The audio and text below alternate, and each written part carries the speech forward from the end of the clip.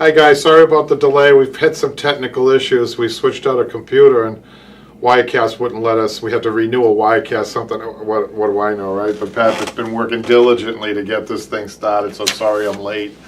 But before I start, I wanted to give you a couple of updates and talk about business-related issues that I know some people are really interested in, because people are starting an upholstery shop or maybe inherited one. I'll be honest, I got a very sad call from a woman in a local town near me whose brother died at 42 and had an upholstery shop. It was an automobile upholstery shop. And I tried to help her, a couple of phone calls, you know, she called me out of the blue. I had never heard of the man or his business. But the sister tried to take over the business and, you know, was giving us some tips here and there. She lasted about, I think, 3 weeks or 4 weeks. And she knows she can't do it because it's tough. You know, I don't want to present this like it's easy. I mean, because not only do you have to have the skill and the speed, you have to have some business sense. I'm really good at the customer service end of things and running a shop the day to day. I'm not really necessarily good at the finances. So I have a bookkeeper and I have an accountant who try to keep me on the up and up, you know, if you know what I mean, because you want to be a legitimate business.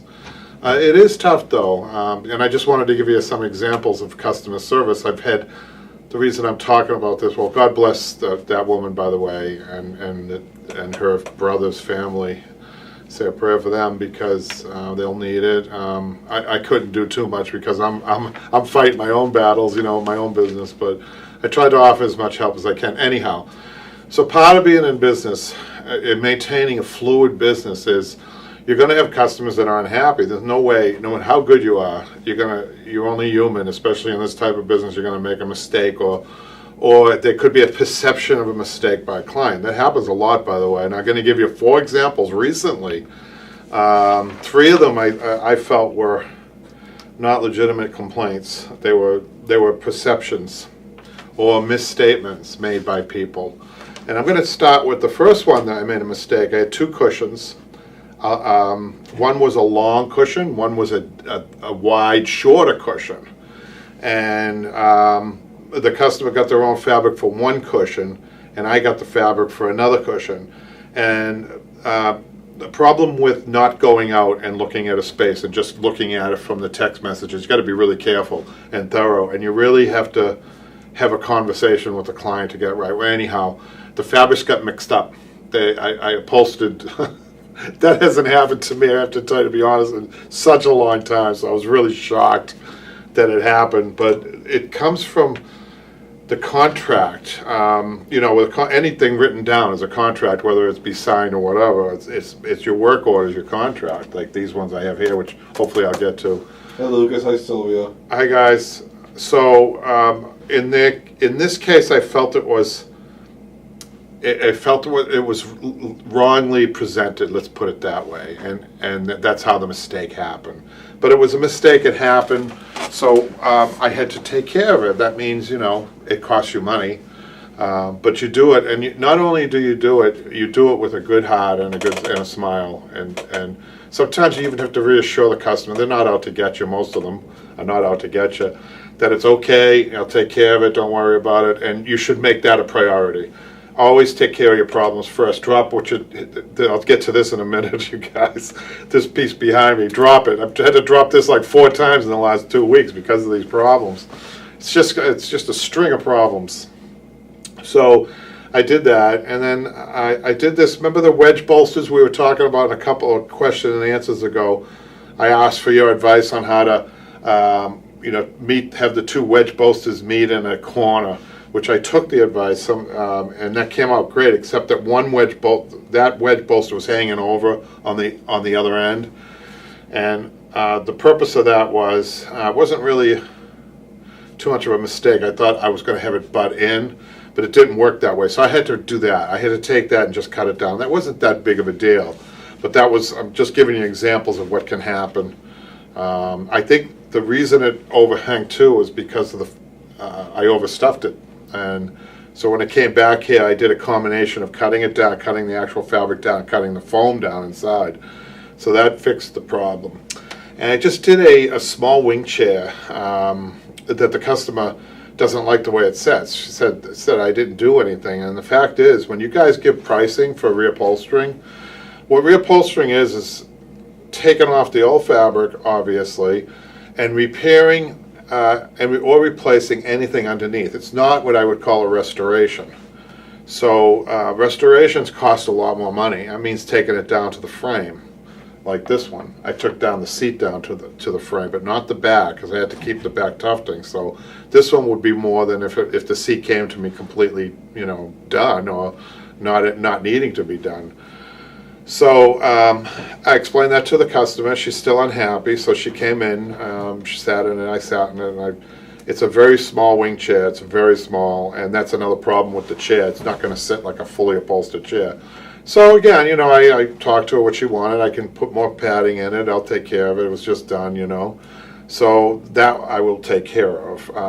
Even though I felt like it wasn't my problem, but what you don't want to do is say no to somebody when they have a perception of a problem. Just do it. Just tweak it. Just do it. I think you're going to get more satisfaction and more business in the end with that.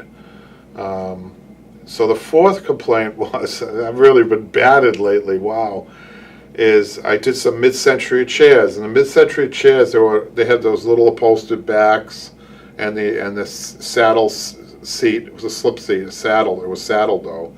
And it had the two curves on the front and the back. So you've got, just on the seat, you've got 4 curves.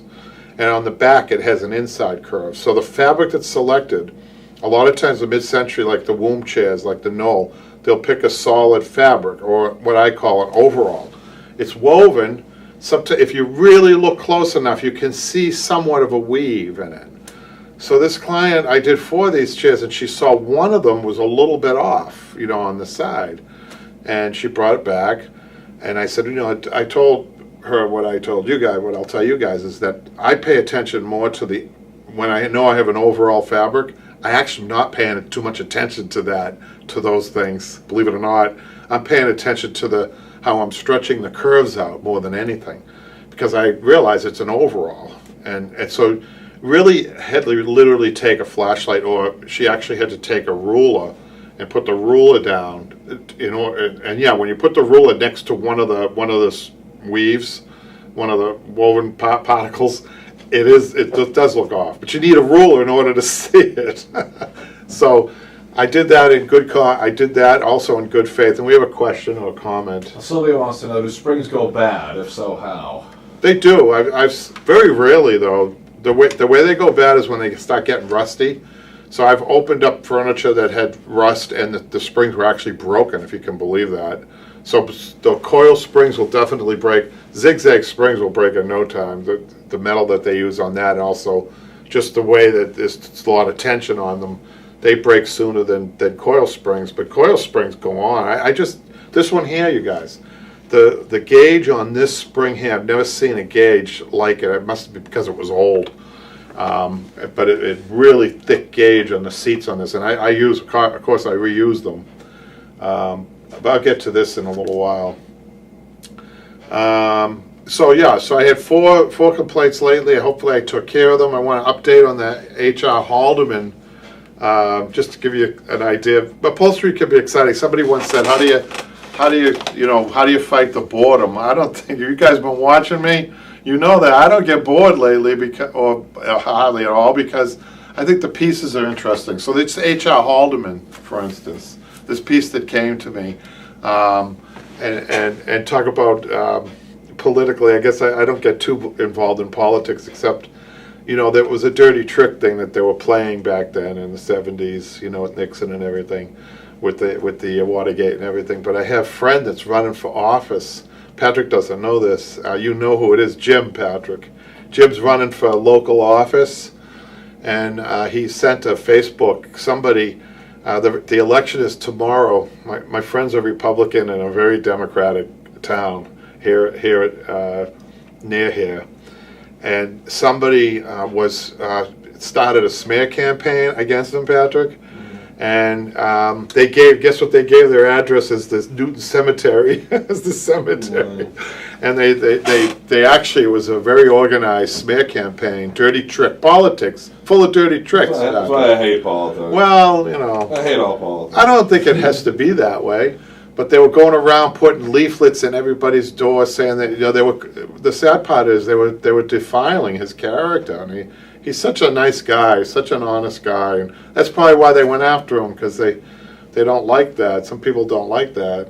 So that's not right no matter what. No. What you're thinking. But at the same time, I'm doing this H.R. Haldeman, you know, big politics from the upper to the lower seems to be full of dirty tricks, you know, so.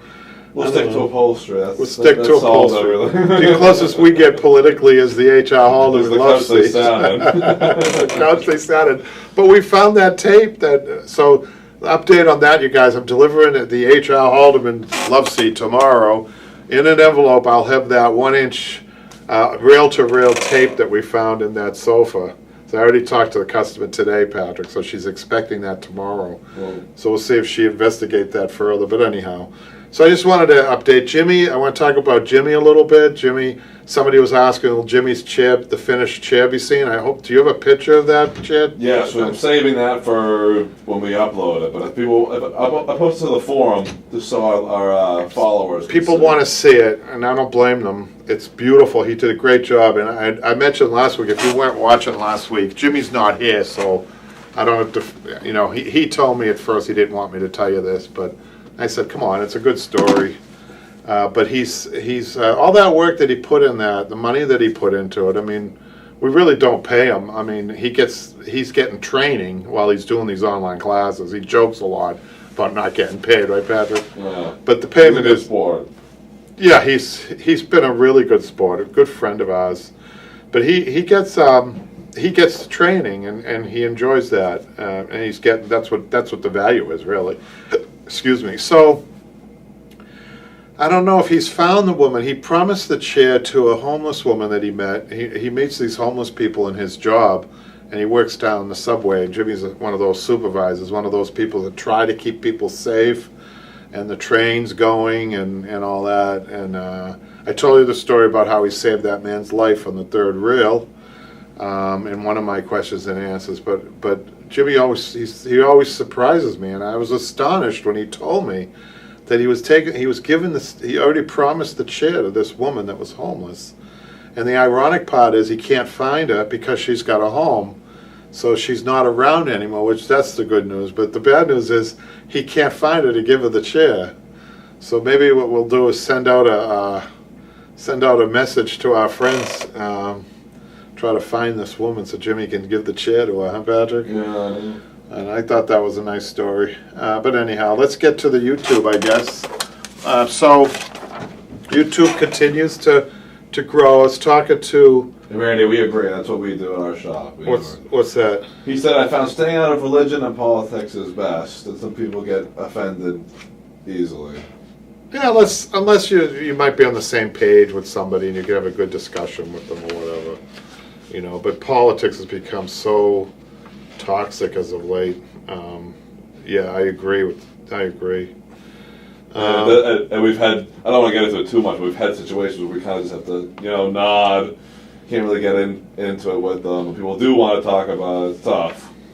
Yeah. They come in and they want to talk about it, we can't really do it. Yeah, it's just tough. Being in business has changed so much. I've been in business for 45 years, and these last couple of years have been the hardest, really hard. I mean, we lost. We're lucky we're still in business. We're happy we're still in business, but we lost all of our in-house school. That we kind of, there were two businesses really. It was the custom work and the school. Well, we can't complain because we're one of the only businesses that we got affected, but we were able to stay open because of what we do.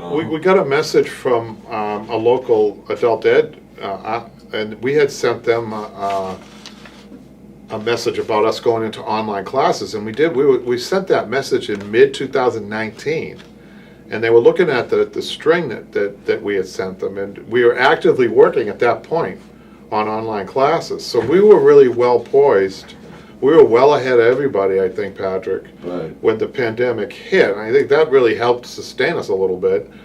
But And, we worked hard to get it. My whole thing with having somebody, I don't know, sponsor us or help us, something like that, was I don't want to keep it to us. We have a following, we have Right. our own thing going. I'm not so sure if teaming up with somebody and giving them access to our classes would be the best. Maybe people could chime in on that. yeah, I don't know what that would entail, but like people have asked us, oh, can we use your online classes to sell for our students? Yeah. But I'm protective of them. We work so hard over them. It's like, especially Patrick, it's his baby, so I wouldn't tell him what to do with it. But we've had people contact us who want to kind of not buy it off us. We never do that. They more want to work with us and stuff. But it's like still feel like it's our thing. Yeah, that's okay. That's okay, Patrick. I mean, I'll go with what you say.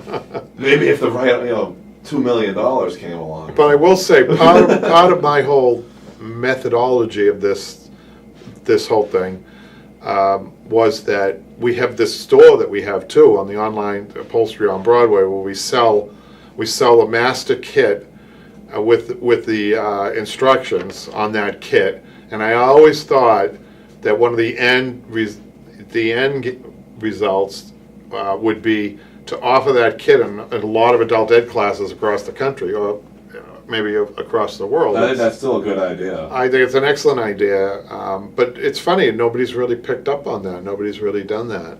I think because I'm not sure how many of these adult ed programs are up and running at this point, because the schools are so much confusion in the schools. Still to wait a few more years, we maybe get into something like that. That might be a little bit later on, yeah. I know Lucas has a bunch of questions here. Okay. I'm going to start working on a day bed. The seat is loose, a loose cushion, and 3/4 of it's machine stitched. The rest is stitched by hand. Would it make a difference if I had to hand stitch the entire seat when I recover it, or should I follow the previous upholsterer's work and only hand stitch the last quarter? I'm more comfortable with hand stitching. There's another question, but I'll let you do that one first. I would, it's funny. I hear a thing about day beds. I don't like doing day beds myself, probably for this reason, but because everyone is a little different, and they come under a classified almost antique day beds are one thing with these new day beds or futons. I had somebody, so I would hand stitch. I would do what the other upholsterer did, follow his lead, Lucas. That's the answer. But before Patrick asked the next one, I had somebody call they wanted a futon turned into a love seat. I mean, a regular love seat. I went back and forth with this person because it's something. There was red flags going up all over the place about this. Well, because the frame of a futon is made for a futon. It's made for that big, heavy, fat cotton, one fold-up mattress. Period. You can't use foam. You can't use down. It is what it is, and that some pieces. It is what it is. So they were insisting. I mean, money wasn't even an object. No, I want 2 cushions. I want 2 seat cushions. I want 2 backs out of foam, and that's all I wanted. And I finally had to say, listen, the angle of the day bed and everything, it's just not going to look right. It's not going to sit the way you think it's going to sit, because it's designed to have that 8-inch seat. It's just not going to work. I actually had to refuse the job straight out. I just didn't want it. I knew. So beware jobs like that. I had another guy come. He had one of these really strange mid-century chairs that looked like it was a one-off. And I'd never seen it before, and it was really weird how it was done. It was a sling chair. You guys beware of sling chairs. Sling chairs from the very beginning have been a poor idea. They're a very poor idea when it comes to seating. And everybody that wants to get a sling chair done, they're going to use it no matter what they tell you, and they're going to use it, and then it's going to rip, and then they're going to come back, and you're going to have a big problem. Some pieces are just not worth it. I don't know where Lucas is on this day bed, but hopefully they said to you that this is a good answer to your question. I want it done the same way. Do it the same way. Don't add, don't subtract filling or anything like that. On a futon, it would be 1. On this day bed, I'm not sure what type of style it is, but it sounds like it's just a seat and a back, maybe a couple of wedge posts, whatever. But try not to deviate from the design of the piece. I guess that's probably a good idea. Is there a second question to that? So yeah, following up from what he was saying last week about the fabric question. So he had to go with a wool, 100% wool fabric. Yeah. So if I had to machine stitch, should I use a special needle on a machine? I've never used special needles for any type of fabric. Just a shop needle, that's what I use. It's a Hans Wagner daybed, he just said. Yeah, oh, that's a good one. Yeah, that's good. Hey, you send a picture of that when you're done. Yeah, post it on the forum. But needles don't, I don't really, myself, except changing out needles when they get dull. And I always have that one gauge, it's a number 16, I think it is. I never really focus too much on my equipment like that. As long as, the most important thing is the stitch. So make sure your stitch is always right. You can have somebody come in occasionally to adjust your machine for that. But don't overthink it, really. So, any other questions or comments, Patrick? Nope, that's it. SG is, hey, SG. So, Randy's here. Okay, hi everybody. So the first question is from you don't have these in any necessary order, right? No, I just do whatever. It's from how to make double piping. It's funny, some of these videos we either get, people love them or they complain about the audio or anything. What you got to remember, people might be watching an old one. Patrick's gotten very good at these as time goes on. Like everything else, we get better at things. But this one is a good one. She said, D. Smith says, you're a good teacher. We are very fortunate to have you sharing your knowledge. I'm really enjoying your videos, and you've given me the courage on how to tackle my dining room chairs. Thank you. So when I think about when I was learning, I had some good mentors. I think I've told you guys there was a lot of them were survivors. Their life experience was not good. Some of them were immigrants and survivors. Holocaust survivors. So they really had to earn their respect and their confidence, and that meant just sticking the job out. Even when the perception might have been, they would be a little bit mean to you, because you're the newbie on the job, but eventually, so in the beginning when you're trying to find out or trying to learn things, a lot of times, this is interesting. He says you are fortunate. This part of it, to sharing your knowledge. So it wasn't like the first day I was in the shop they were sharing their knowledge with me. No way. It was occasionally I would look over, and when they're not looking, and watch them, and then if they see you, they're getting your way, because there was still a lot of anxiety left in a lot of those men, and they even though this was a better situation for them in this country, I think they still felt a little unsure of the job, maybe that I would take their job away and things like that. But after a while, when they knew that wasn't going to happen, because they were seasoned upholsterers, you learn their confidence, you get their confidence. But it was a lot harder. Their knowledge sharing was much more difficult for me. You guys just had to click the YouTube on, and I remind you that those little things that we do on YouTube, some of them not so little. We had a really tufted sofa, more of a modern one with big tufting on there. That was 12-parter or something like that, Patrick? Yeah. That was a long one. We don't get the chance to do those on YouTube that much. It's just because of the nature of the work. But the online classes, I keep reminding you, and we're going to have Claire mentioned something in here, excuse me. She's a new student, and she said something interesting.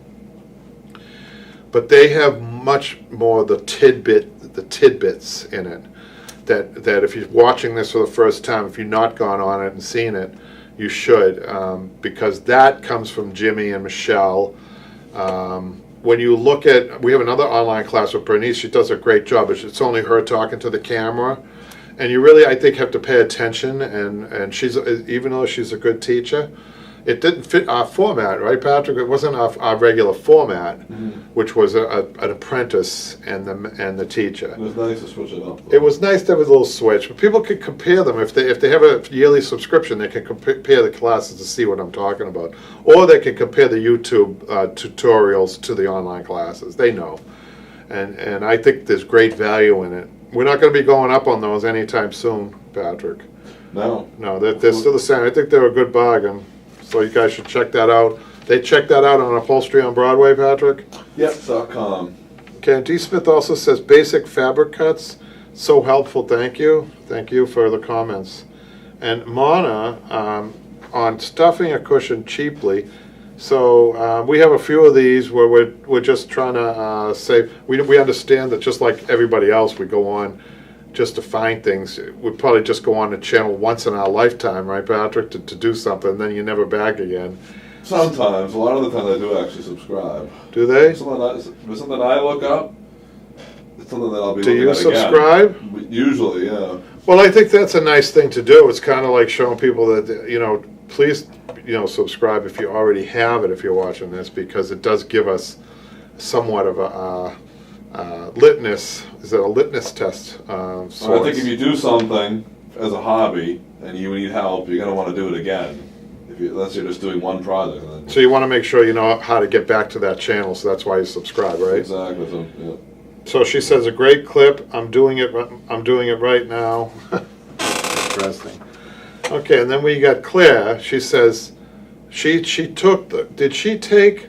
Is she a subscriber, Patrick, or did she just take one class? She's from France. I'm pretty sure it's the same person I'm thinking of. She's usually in the Q&A too. But she subscribed to, I think, a yearly subscription. Because she says, I have learned so much from this one course. Thank you, Michelle and Kevin. So she's on class 6 of that one, of one of Michelle's. Yeah, she commented on the class. And then Janine has a comment about, we asked a question last week about how you want to present the upcoming videos.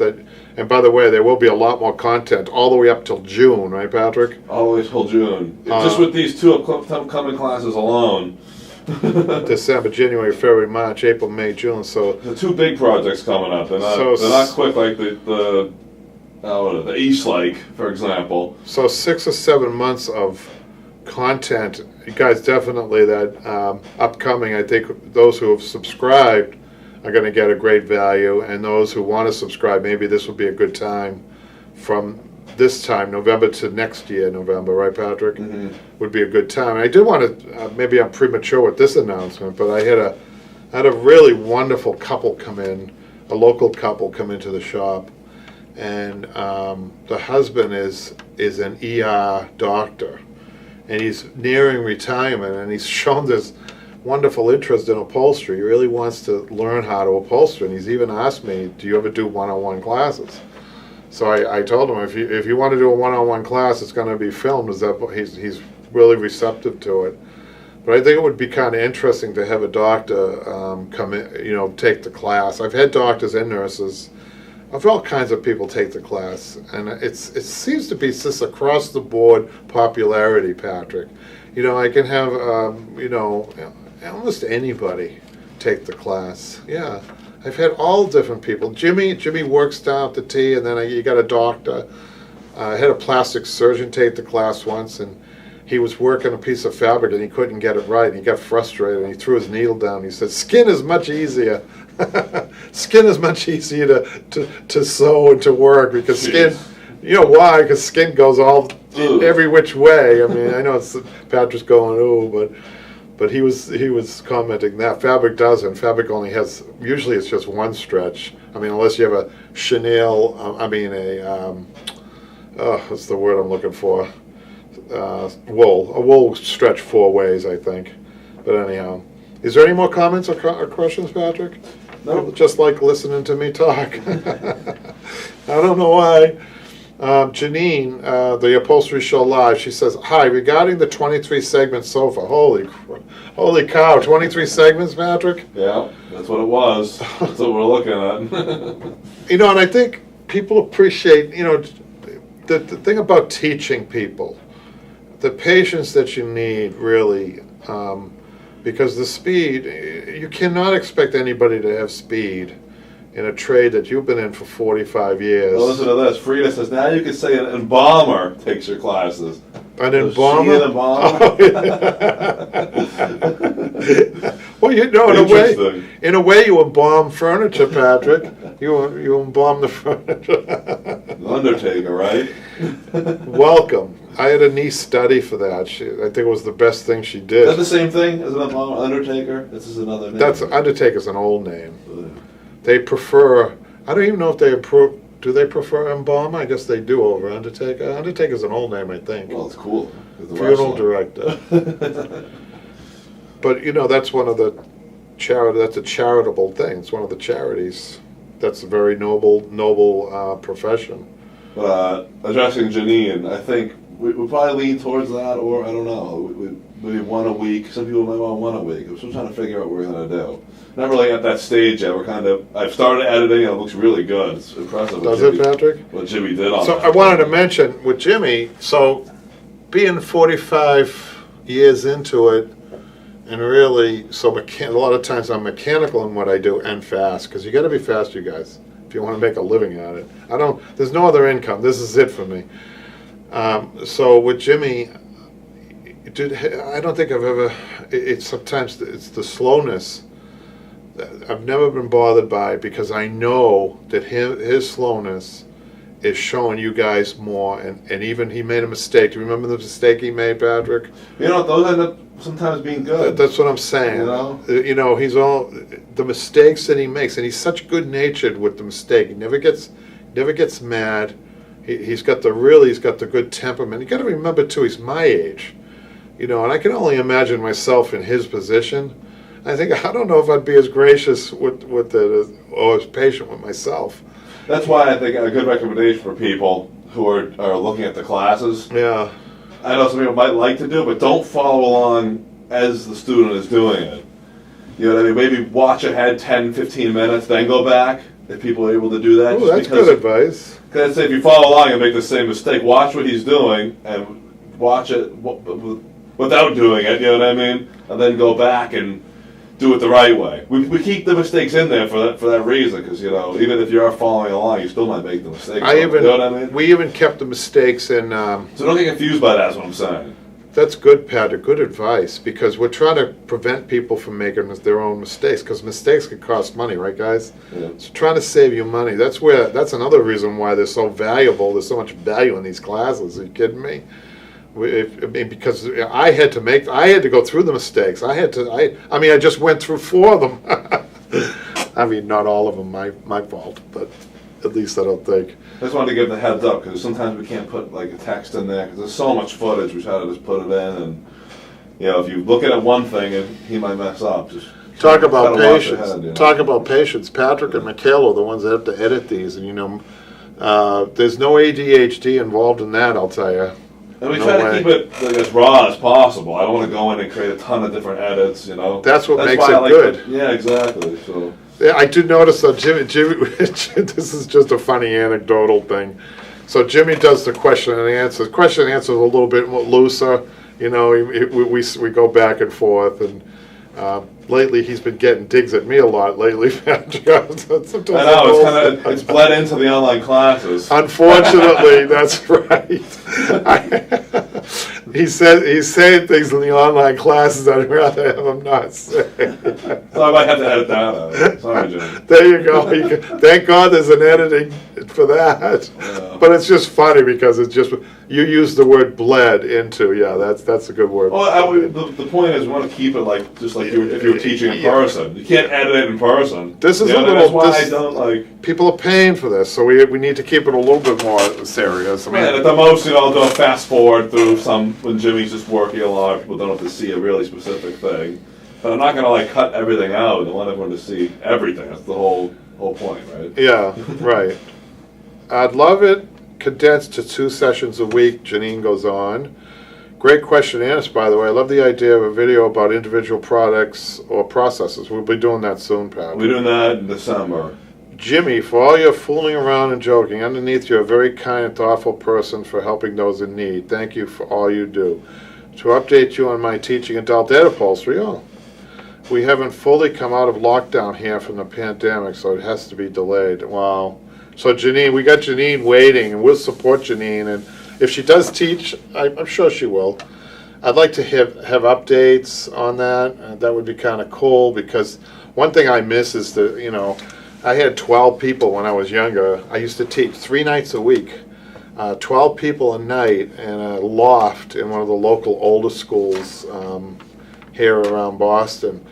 And let me tell you something, that was work, man, in every way you can imagine. You got 12 people, different personalities, different walks of life, 12 different pieces of furniture, and they all want help, like right now. So it was mainly me just floating around the whole room. It was really tough. You'd have to make round after round after round. And they had these classes for 3 hours. 3 hours a night. Can you believe that, Patrick? So I was working. I was getting home at like 11 o'clock at night. And I was that was a long day. But was it worth it? Yeah, I think it was worth it because I think it made me a good teacher, right, Pat? You know, all the experience you can get. It's much easier nowadays with the online class. Yeah, a little bit with just one person, that's for sure. Okay, so... before you do that, Lucas wants to know, are there any tips or exercises you can recommend for me to better my machine stitching? This is the last question, I promise. Don't worry, keep them coming. Oh, no, I like them, Lucas. So, I tell people flat out, you know, some people come in and they want specialized sewing projects with me. Let's just put it that way. I can't think of a good example right now, but more like a seamstress. And I'm quick to tell people that so I want Lucas to remember this, unless he wants to be a tailor, unless he wants to go into more of a seamstress life, that wear stitches. Upholsterers stitch. We're not seamstresses. Seamstresses, we're all under the umbrella. Believe it or not, they used to call it the needle arts. I love that, needle arts. But the umbrella has a lot of people in the needle arts. Your embroidery, your quilters, your upholsterers, your tailors, you know, and I would say that unless you're going to be getting into that really, the clothing, I don't think you have to, I think just make it a cushion, you know, a double piping and single piping for upholsterers, and channel backs like in Jimmy's last class, you'll see us making a channel back, things like that. In other words, they're just all half-inch seams, right? Now, if you're doing baseball stitches and things like that, you just have to have a steady hand, really. I wouldn't overthink this. I really wouldn't. So define yourself. You define yourself early as an upholsterer who's a stitcher, but an upholsterer should be able to do everything. I mean, if you're gonna, especially if you have your own shop. I'm afraid of my sewing machine, he said. Is he? He might have. You know, this is another thing. I have a Juki that's actually a student machine that I like. That has, I think, the easier the operation, the better. I think that I don't have a walking foot. I have, because I think they're too big, those machines. I think I love this machine because it's so simple and it never breaks down. It always makes a good stitch. I mean, that's what you're looking for. I think we can overthink machinery too, for sure, for sure. So thanks for that. So Claire says, now she's did I say this? Yes, I did, right? Claire, have learned so much in this one course. Yes. I got one more, YouTube. Because I agree with Lucas, I would be too on a sewing machine. I know I couldn't do that. This is actually. I go too far, right? Then you go too slow, right? Then. Well, that's you know, you have to take, that's experience, speed on the machine. That's always gotten people. Every machine is different. So you can get on somebody else's machine and either one or two things is going to happen. It's going to go too fast or too slow. And then you get to, you know, you need to adjust to the machine. A lot of people, upholsterers and me included, don't like people going on their machine because usually it can throw the machine off. You know, because the machines really do get matched to a person. You'd be surprised. Especially true with treadle machines. I don't know if you guys have ever worked a treadle machine, but those are cool because you actually have to make the machine with your usually with your foot or your knee or whatever, make the machine work, make the sewing machine work. You're the power source. Can you imagine that, Patrick? Wow. So you're the power source of the machine, the sewing machine, and you're stitching at the same time. So there's a lot of coordination that has to happen in that. But the piano. Yeah, it is really talented. You see some people really get good at it. So that's it for that. I do want to talk about. Any questions, Patrick?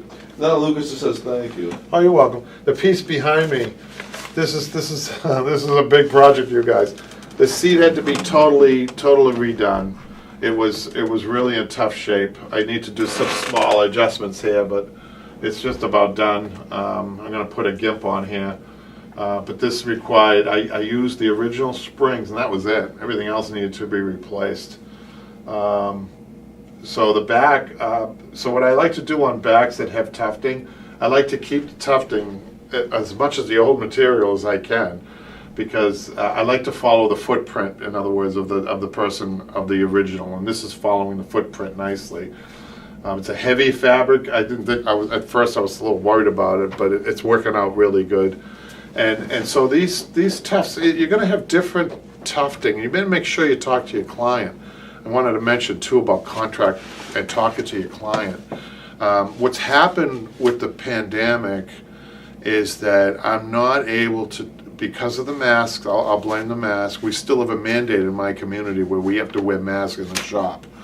And you know, I don't know about you, but I talk less with the mask on. And they're all saying, no, put the mask on. Yeah. Right, Patrick? Yeah. I know Patrick's thinking that.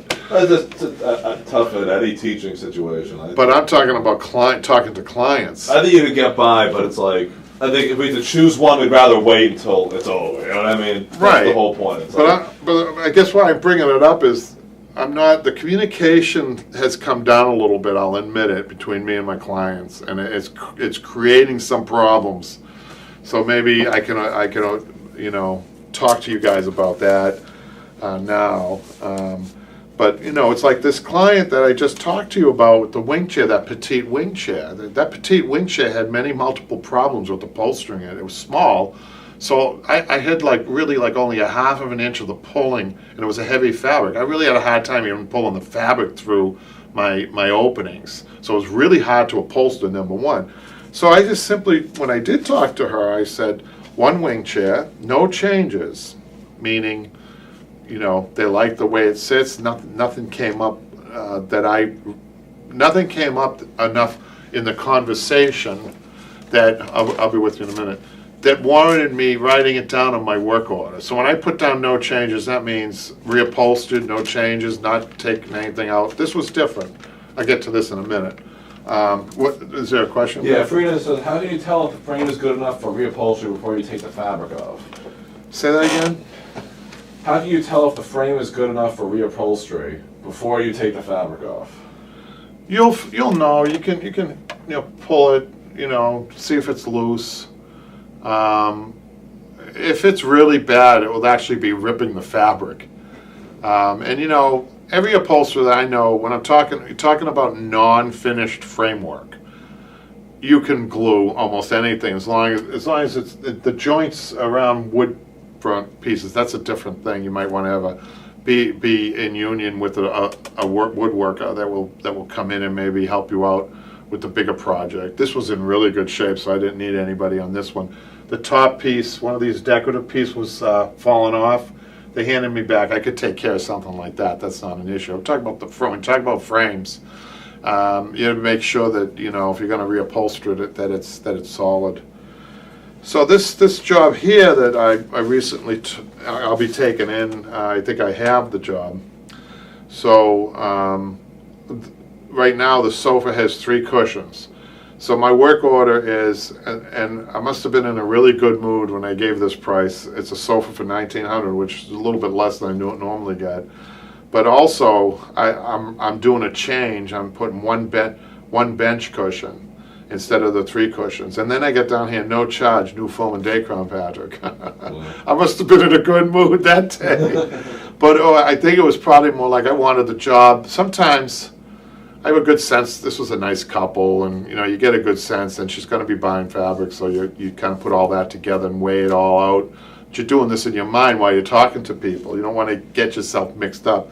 But it's important to get everything down on here, and everything's here. So that order should go in pretty good, pretty smoothly.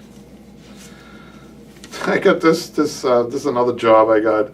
It's for 2 seat cushions and 3 back cushions on a sofa. They don't want to do the body of the sofa. They're just doing the cushions. But she has a seam repair that she wanted me to do, and I said no charge on that too, Patrick, because it looked simple. But when I took it apart and I looked at it, they had a seam. It was one of these manufactured pieces, so the seam is in the middle of the cushion going across for decorative purposes. It's a really stupid idea. And so when I opened it up, it was serged. I don't know if you know what that means, but the seam was serged. And it was impossible to take it apart. I couldn't even get the seam to fold back so that I could put a decent stitch in it. And I did the best job I could, but I told her, it's a good thing I didn't charge her. But I did that, and it was only for temporarily while she gets the fabric, but I'm not sure if this is a job. She might just take the cushion and that will be it, but that's okay. That's fine. Then I got this job. So every job comes with special instructions, it seems.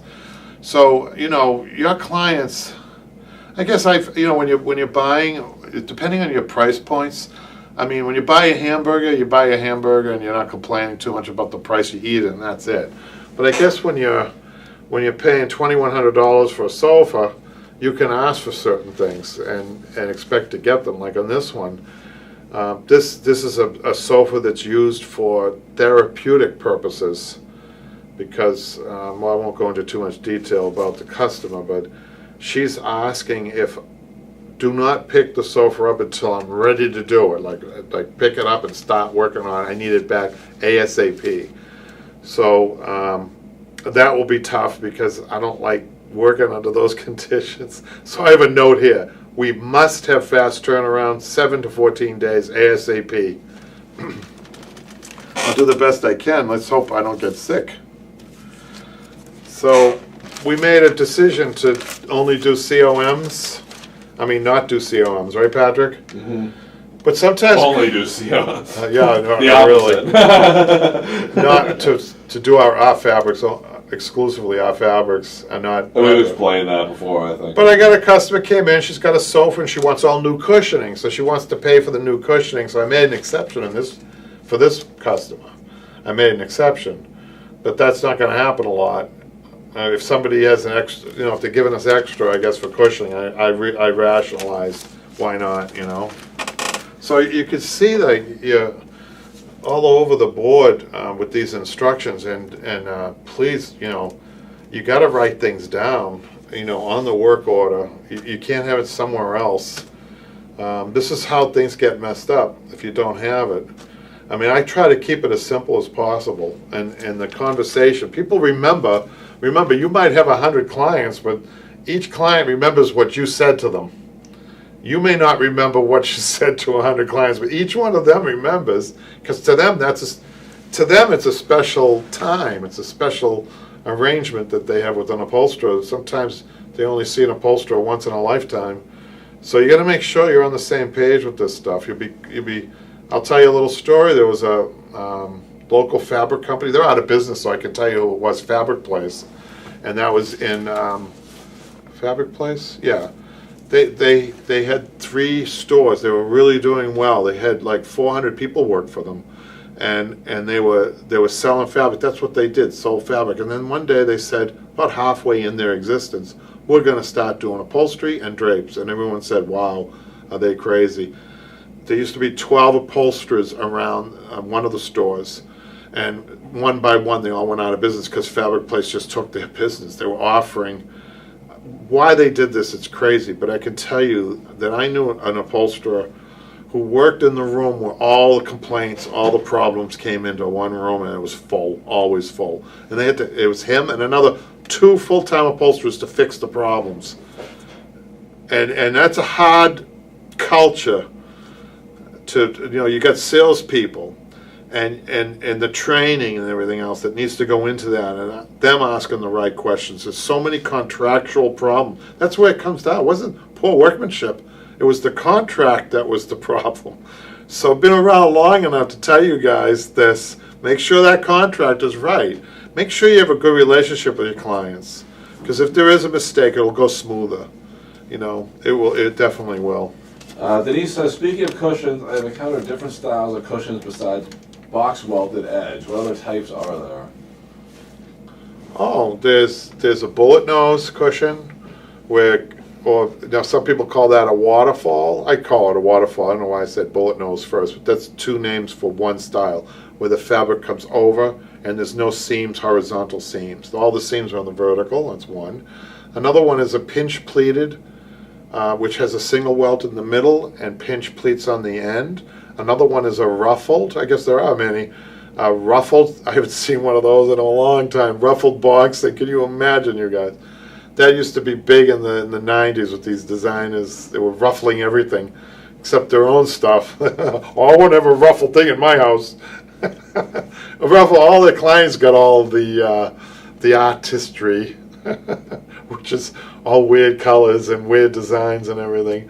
That's another one. So that's 1, 2, and a regular boxing, that's 3. The pinch pleat, that's 4. A cushion without welting, that's 5. Cushion with welting I already got, so that's 5. If anybody else out there can think of another cushion, I know there's another 1 or 2 that I'm not thinking about, but if you want to add to those, that would be great. So there's a good question, and it's all style. Usually I find that when you when you deviate from the style that's long-lasting, which is just a box cushion with piping, you tend to get into trouble. For instance, on the waterfall cushion, if you have a something with a print on it or up and down, well, it's not a reversible cushion. You know, you reverse the cushion and the pattern's upside down. So, you know, if you're going to do a waterfall cushion, it has to be a railroaded, hold on a second, a non-railroaded. In some cases, you can't get the fabric to wrap all the way around the cushion. That's another problem. If you have a solid, you might have to have a seam on one end. Hopefully you've got back cushions. See, there's all kinds of problems that come up. See, these you need to realize before you commit to the work order, your sales job, right? So let's go to, I think I mentioned this last week, so I won't mention it again. Knife edge cushion, Lucas. Knife edge cushions usually refer to a smaller cushion, yeah, like a dining room chair cushion, like not much padding. I was talking about 4-inch padding, I guess. So knife edge is another one. Karen says, French seam. Is there a French seam? Yeah, French seam cushion, sure. That's another one. Just a different style of stitching. Yeah. So Patrick, I think this, unless you have some other business or if there's other people who have questions. Oh, you know what I will do? This will be off next week. Yeah. You'll be back the following week. From here on out, we're going to be switching. We do 2 formats between using the camera, and you're going to go back to your webcam style. Yeah. People like that too. And right. I think it's just that's a different style. We like doing different styles, so we'll do that. Not because something isn't working or anything. We'll just switch it up. Jimmy should be back in a couple of weeks. Jimmy's coming back. Do you know what his project's going to be? Well, that's what we were thinking about doing. We're going to do more of the webcam style, you and him just working on stuff, and we're going to do that for a couple of Q&As. But I'm not sure if he's bringing a project yet. He's going to figure that out. So that's what we were thinking about doing in between our online classes, working. Yeah. Now we're taking a little bit of a break now. We have a lot of stuff in the can. Right. So he might be working on some stuff for you guys in the live Q&As. So. But I would say for you young guy, you know, I was just thinking while Patrick was talking, if I had the energy, I probably would be teaching smaller classes right now, maybe. It would really have to be small classes, in-house. If I had the energy, I don't have the energy, but if I did, I would be probably teaching 4 or 5 people a night, probably all night. So if you're, I don't know where some of our upholstery friends are in their age or what their energy levels are, but just, you know, I think it would be a good idea to teach these classes, to get out into the community and teach these classes, or do it in your own shop at night if you've got the energy. Because I could tell you that the interest level is high. It's very high, no matter where you are. It's like I explained, all different walks of life. You know, they asked the guy who does this old house, Norm Abrams, once. He mentioned. He said, "There's one thing I've never tried. I've tried everything. I've done plumbing. I've done roofing. I've done everything." He says, "There's one thing I always wanted to try, and that's upholstery." Can you believe that? It's the only thing he hadn't done. So I think there's such a huge demand. I think it just, if you're struggling in business, I know people out there there are people struggling. If you're struggling, offer, just do it, offer it. You don't think about yourself as a poor teacher or a bad teacher, or some people don't think they could do it. I didn't think I could do it in the beginning when I first started. You'll get your own style and do it. People would appreciate you. You'd be surprised, and they'll accept any mistakes that you make. Of course, you're going to make mistakes, but I think for your benefit, it's to your benefit to get out there in the community. You get work from it. Directly, you'll get work from it. People will see just how hard it is, and a lot of them won't even finish their projects and let you finish them. It depends on where you are in your career. Right now, where we are, I don't have to do it, thank goodness. I don't have the energy, like I said. But if you have the energy, get out there and do it. I think it would be great, and we could support you in any way we can through the online classes and through these question and answers. So I think we have another. Lucas, another good one. I'm not sure how to pronounce this. What's Kevin's opinion on boucle fabric? Boucle. Brocade. What is it? I think it's brocade. No R. He didn't put an R. I think it's like that. It's like a quilt fabric, tell him. I think But he's saying it's a super big trend at the moment, and people are using it on the wrong shaped chairs, and it looks contrived and a lot of the time. Yeah. And then Denise was like, "Cat would love that kind of fabric." Yeah, I think you got to be careful with these trends. So yeah, let's keep it. If a cat loves it, keep that trend going, and just send it back to us. We can fix it. We had a trend. We hooked up with the local veterinarian, and we were giving free kittens away for every sofa that somebody did. Right? So is that your opinion? You love that kind of fabric? Well, if cats love it, I love it. We're not for using it. I don't know if we'd use it, but. I love that video we did about the cats. I'm sitting there in a wing chair with my legs crossed, and we're examining what makes a cat scratch. Where does that instinct come from? And then somebody said, in one of the comments, Patrick, I know I've mentioned this before, somebody said, "This guy knows nothing about cats." And then somebody else said, "Well, he's an upholsterer. What does he know?" I just looked at it. It almost looks like a rug, that kind of fabric. Oh, you mean it's like yeah? I'd be wary. I'd be careful. Boucle. Oh yeah, yeah. I tell you, maybe that's kind of weird. How do you sew it? Some fabrics are only designed to go over upholstery. Yeah, it looks just like a scratching post. That's what they make it out. It's the same stuff. Maybe he's got something there. The cat will love it. But anyhow. So I think we took care of the Facebook forum. We didn't get to, Patrick, but we didn't have much stuff. We didn't have anything, I don't think. Right. Well, week. Without Jimmy's not here. Well, we're having a little bit of a lull around the holidays. People are focusing on that right now. So right. They may not be doing their projects, but. So we're waiting for the day where they invent hologram enough, right, Patrick? Right. Where I can actually be present in a room teaching people how to upholster. What do you think of that, Patrick? Yeah, like pretty cool that ever happened. Like in a what do they call that? In a hologram. Could you imagine that? Wouldn't that be cool? Oh, you just watch on the TV. I could go to Australia and teach Janine how to do that tufted chair that she always wanted to do and things like that. Yeah, what do you actually want to interact with objects in the room in another place. That would be fun. Well, isn't there a helmet you could put on and be in kind of a game or something? They always have those, don't they? I watch too much science fiction, I guess. So I guess we'll see everybody on, what's the date of that? 15th. Monday the 15th. Okay. Sounds good. I want to thank Patrick for being a little bit more vocal today. I guess because he's the only one here. Jimmy's not. The sidekick is not here. So Patrick filled in nicely there, didn't he, you guys? Maybe you should do that more often, Patrick. Yeah, so thanks, guys. Thanks, you'll see you again. See you on the later. 15th.